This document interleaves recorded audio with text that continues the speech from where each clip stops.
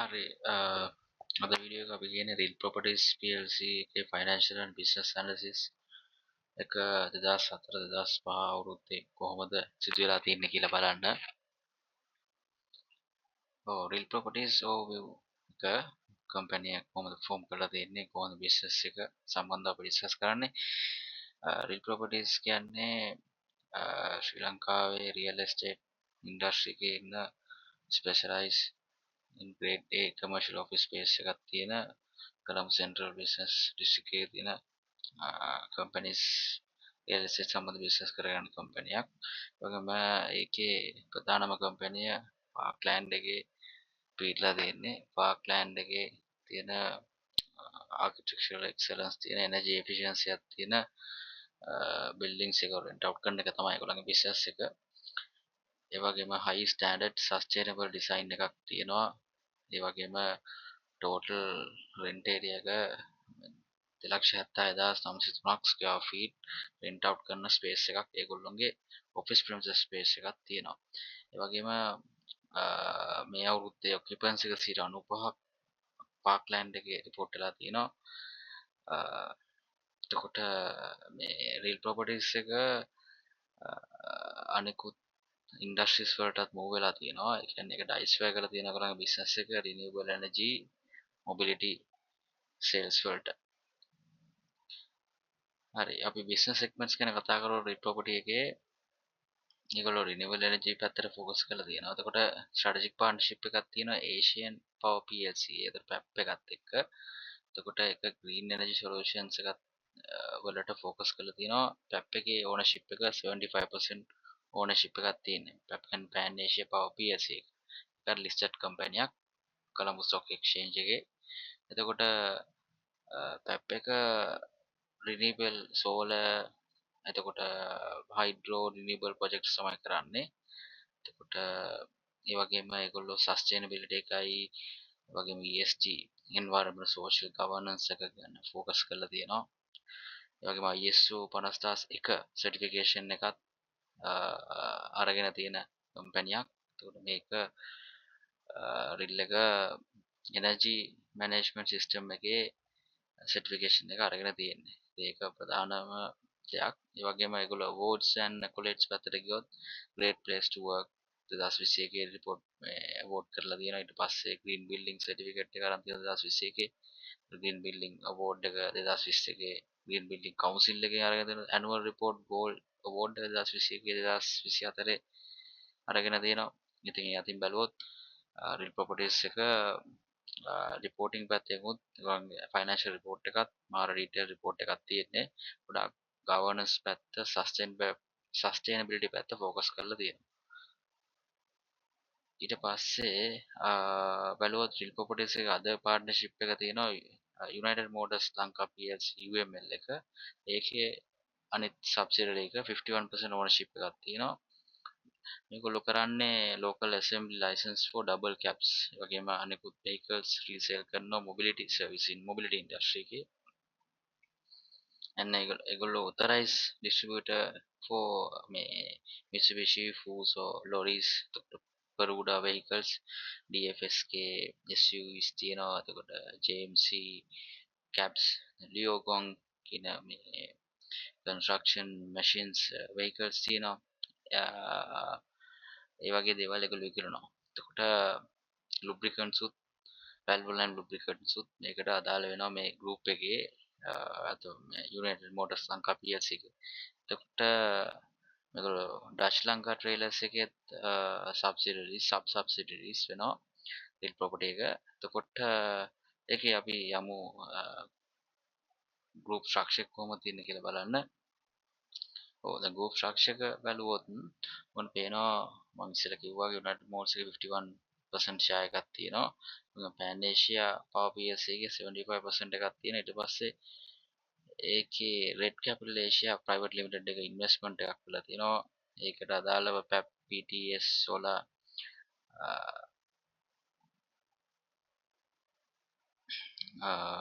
solar එතකොට ගත්තොත් Pan Asia Power PLC යටතේ Pan Asia Power Zambia Limited එක තියෙනවා. Finger Green Matter Private Limited කොට මේවා ටික solar related power generation companies. එතකොට hydro generation companies උත් මේගොල්ලන්ගේ තියෙනවා Mawanella hydro power private limited. එතකොට pan asia invest private limited එකෙන් එතකොට eco green solar solution solar පැත්තට ඒ වගේ මේකේ ශාක්ෂික බලුවොත් මේ තියෙන companies ප්‍රමාණය ඔයගොල්ලෝ දැක් ගන්න පුළුවන් වෙයි. ඒ වගේම United Motors Lanka private limited එකේ Unimo Enterprise Limited UML heavy equipment මම ඉස්සර කිව්වේ Dutch trailer manufacturing limited එක. ඒකත් මේක United Motors ලංකා PLC එකට දැන්න මේගොල්ලන්ගේ 51% සබ්ස්ක්‍රයිබ් එකක් තියෙනවා. හරි ඊට පස්සේ අපි යමු real property එකේ financial performances කොහොමද 2024 25 year එකේ කොහොමද perform කරලා තින්නේ. top line revenue එක 2.6% ගහ තියෙනවා වලින් report වෙලා තියෙනවා ගිය අවුරුද්දට සාපේක්ෂව 2020ට සාපේක්ෂව year on year. sustainability එක එතකොට sustain high occupancy එකක් ඒගොල්ලෝ report කරලා තියෙනවා 95% occupancy එකක් ඒගොල්ලන්ගේ rented apartments rented office areas වල. එතකොට ඒකෙන් high sales එකක් gain කරලා තියෙනවා ගිය අවුරුද්දේ. එතකොට service delivery can and operational efficiency එකක් gain කරලා තියෙනවා. ඒකම financial expenses උත් reduce කරලා තියෙනවා මේ බැලුවොත් financial report එකේ 1.6 billion තිබ්බ financial cost එක 1 billion ට අඩු කරගෙන තියෙනවා ඒගොල්ලෝ. ඒ කියන්නේ මේ rate revision එකක් rate අඩුවීමක් මම හිතන්නේ ඒකට reason එකක් වෙන්න පුළුවන්. මෑත කාලයේ වෙච්ච interest rates අඩුවීම ඒ වගේම ඒගොල්ලෝ profit එකක් report කරලා තියෙනවා 1.5 billion ගිය අවුරුද්දට සාපේක්ෂව වැඩිලා තියෙනවා 732 ඉඳන් 732 million ඉඳන් 1.523 billion වලට.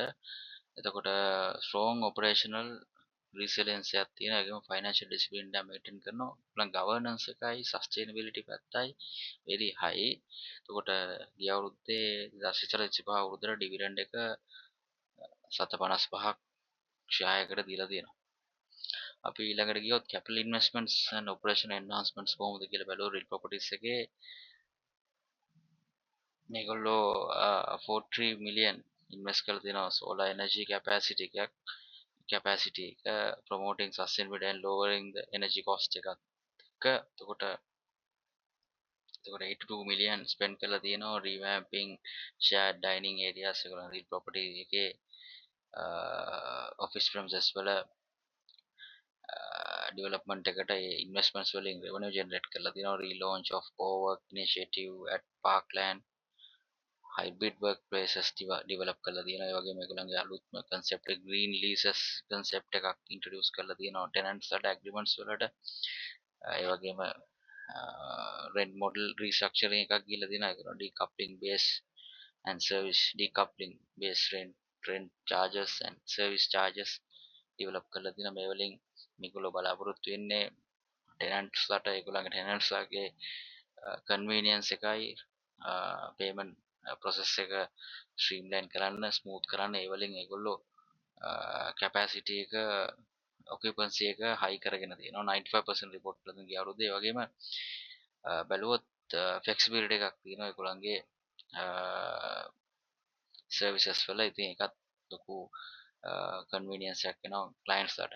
එතකොට ඊළඟට ගියොත් subsidiary පැත්තට ඒගොල්ලන්ගේ කොහොමද synergies වෙලා තියෙන්නේ කියලා බැලුවොත් United Motors ලංකා PLC මම ඉස්සෙල්ලා කිව්වා වගේ local vehicle assembly operation එකක් තියෙන්නේ. ඒකට positive impact එකක් තියෙනවා Dutch Lanka Traders එකේ acquisition එක 2024 අවුරුද්දේ ගිය අවුරුද්දේ කියන්නේ ඒ financial period එකේ acquisition එකක් කරලා තියෙනකොට Dutch Lanka Traders. එතකොට vehicle import relaxation එක කියන්නේ lift එක ban කරායින් පස්සේ 2025 February මාසෙ ඉඳන් ඒ vehicle importation එක sales high වෙලා තියෙනවා Fisher Peruda vehicle DFSK ඒවල sales high වෙලා තියෙනවා මේ අවුරුද්දේ දකින්න පුළුවන්. ඒ වගේම after sales division එකත් හොඳ strong position එක තියෙනවා. ඒතර අපි ආව Pan Asia Power PLC එකත් තමත් හොඳින් perform කරන කම්පැනියක්. මෑත කාලේ හයිඩ්‍රෝ පවර් සස්ටේනබිලිටි ඩිස්කෂන්ස් එක ඒ පුවත් එක්ක මම හිතන්නේ විශාල වශයෙන්ම ග්‍රෝ වෙච්ච කම්පැනියක් මාකට් ප්‍රයිස් එකත් මම හිතන හයි වුණා ගිය අවුරුද්ද තුලදී. එතකොට පොසිටිව් earning before EBIT එකක් තියෙනවා ඒගොල්ලන්ගේ. ඒ වගේම 7 ඒගොල්ලෝ ඩෙවලොප් කරලා තියෙනවා new solar projects 35 megawatt capacity එකක් තියෙනවා. ඉතින් මේක ඩබල් කරලා තියෙනවා power generation එක. එකෙන් revenue එක high වෙලා තියෙනවා ඉස්සරහට. ඒ වගේම ඉස්සරහට ඒවා අපිට දකින්න පුළුවන් ඊළඟ තියෙන financial reports එකේ. ඒ වගේම real investments එකක් එක red capital asia එකත් එක්ක ඒගොල්ලෝ ගහපු acquisition එකත් එක්ක solar power generation එකට focus කරලා තියෙනවා. ඒකත් මම දැන් revenue ඉස්සරහට high way real properties plc එකේ. ඒ වගේම subsidiary governance policy එක හරිම strengthen policy එකක් තියෙන ඒගොල්ලන්ගේ transparency එකයි governance එකයි risk management එකයි high portion එකක තියෙනවා. ඒගොල්ලෝ financial report බැලුවාම ඒක අපිට දකින්න ලැබෙනවා. ඒ වගේම sustainability governance and strategic planning පැත්තත් high end එකක තියෙනවා real properties plc එකේ ISO 5001 green SL gold certification එකත් gain කරලා තියෙනවා ඒගොල්ලෝ. මේක ඇත්තටම energy management system renewable energy management system එක සම්බන්ධ certification එකක්. මේකත් මේගොල්ලෝ gain කරලා තියෙනවා. ඒකත් හොඳ දෙයක්. ඒකට ඒකෙන් ඒගොල්ලන්ගේ energy performance එක energy efficiency එක energy use එක efficiency එක වැඩි කරන්න උදව් වෙනවා ඒ ISO policies එක්ක. ඒ වගේම ඒගොල්ලන්ගේ ESG strategy එකත් very high portion එකක තියෙනවා.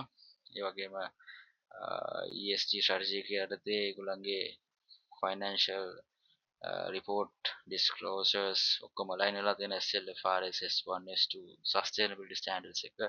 මේ SLFRS S1 S2 standards කියන්නේ local version එක international sustainable disclosure standard එකේ local versions. ඒතකොට ඒවත් align කරගෙන තියෙනවා. ඉතින් ඇත්තටම ඒක positive එකක් කියලා ගන්න පුළුවන්. ඒක board structure refreshment එකක් තියෙනවා. ඒ වගේම ඒගොල්ලෝ focus කරනවා real estate පැත්තටයි renewable energy පැත්තටයි.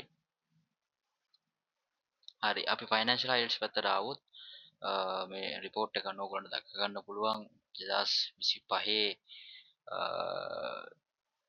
revenue 2.6 revenue 2.61% වලින් වැඩි වෙලා තියෙනවා 2025 දී 24 සාපේක්ෂව. ඒ වගේම 2024 high increase එකක් report කරලා තියෙනවා. profit for the period එක ගත්තොත් 1.55 billion report කරලා තියෙනවා compared to 7.732 billion වලට සාපේක්ෂව. ඉතින් ඒක ඇවිල්ලා high 100% gain එකක් 100% increase එකක් ගිය අවුරුද්දට සාපේක්ෂව. ඒ වගේම return on equity ගත්තොත් 6.5 4.1% වල තියෙන 2025 24 2025 6.5. ඉතින් මේක ඒගොල්ලෝ ඉන්ක්‍රීස් කරගන්න ඕන ඉස්සරහට. net asset value per share ගත්තොත් 2705 2025 2024 දී 25ක් වගේ තමයි තිබිලා තියෙන්නේ. මේක ඉන්ක්‍රීස් වෙලා තියෙනවා. මේ අවුරුද්දේ මම return earnings එක net asset value එක ඉන්ක්‍රීස් වෙලා ඇති.